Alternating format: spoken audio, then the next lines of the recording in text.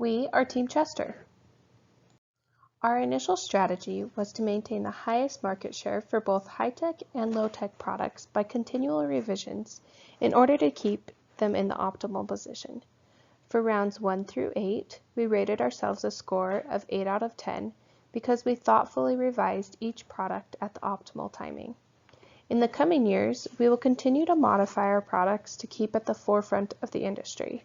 In addition, we will continue to increase accounts receivable days, which will help increase that market share goal. Chester currently has a total of 4 products, 2 low-tech and 2 high-tech.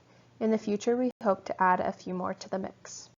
We started out the competition with our original product, Cake. Then a few years later, we added Cha-Cha to the company. Managing our low-tech products was done by revising every other year to maintain the optimal age of 3 years old. We had a high level of investment in sales and promotions to drive the necessary demand. We had 2 high-tech products, Caboose and Cactus. We revised those products every year to maintain that optimal age of 1 year old. Every revision guaranteed our product to be at the forefront of the industry. Our low and high-tech competitors. Our top 2 competitors were Andrews and Erin. The following slides show why that is the case.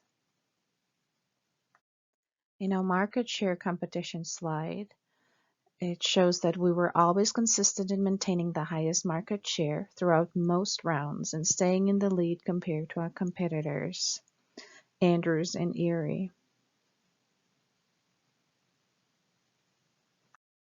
In our stock price competition slide, we gradually increased our stock price numbers along with our other competitors and ultimately succeeded at gaining the highest stock price in the final year. As you can see in our sales competition, our biggest competition when it comes to sales was Team Erin, and they always kept us on our toes while making decisions concerning our current and future products. Now that we've reviewed a little bit about our competition and the past production from the 8 years that we've currently been competing, we're going to take a look and look forward at the years to come. You'll see in the future the best has yet to come. We've positioned ourselves to have the best year this next year. As the market leaders, we forecasted that our market share should be $183 minimum sales. We were conservative in our forecast for this sales dollar amount and fully expect us to achieve that $183 million, if not surpass it significantly. And because of the investments we've made into the company, we're going to do really well with those sales dollars. Our return on sales is expected to be at 25%. Our return on assets is going to be 43%, and our return on equity is expected to be a staggering 65%. With those ratios, that should drive our stock price very well, and we expect to be at, again, another record of $150 stock price minimum. So what does that mean for us as we look beyond just next year and 4 years into the future?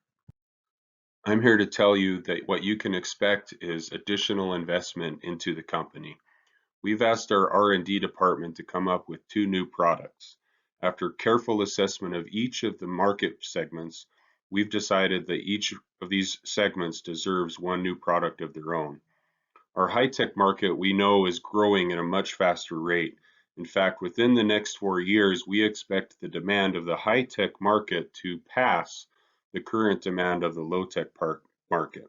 Not only the current demand, but it will actually pass the overall demand of the low-tech market in the years to come as well. So we definitely want to invest some time and product into that high-tech market segment. Now our low-tech market, we've also decided to put another product there because of its profitability level. And while the demand is not increasing as much, there is a demand increase, and our margins appear to be much better coming out of the low-tech. We've been able to invest and reduce our material and labor costs enough that we're able to have a much better contribution margin on the low-tech market products. So that's the reason we want to invest in both those areas. Not only do we need the investment in new products, but we also recognize as our continued building of our existing products moves forward, we're going to need some additional capacity there. How are we going to pay for all of that? That's probably the best news that I have, is that because of how we've positioned ourselves financially, we will no longer need to take out loans for these investments. Because our market and because of the sales and the turnover that we have on the sales, we'll be able to use our own cash to pay for these investments. Group processes. There was definitely a learning curve when it came to working together as a management team. Methods of consensus. When we first came together as a team, it took us a long time to come to an agreement about most decisions. In the individual rounds, we had each used a different method and thought process in playing the market, so we had to learn each other's management styles and mesh our individual strengths and weaknesses together. Some team members were very conservative with each decision and with spending and borrowing money. Other team members were more aggressive with market placement and forecasting and wanted to spend more money on R&D, sales, and promotions. Some were more practical and middle of the road, and we had others that were peacemakers, so it was a good mix. We debated every decision at first and sometimes at length. Although we debated decisions, we had lots of fun together as a team and never had any real conflict. As we met together, we got to know each other from week to week. We learned to appreciate each other's different styles and strengths. We came to understand the thought processes of each team member and started to anticipate individual concerns and sometimes even address these concerns before that team member could even bring them up.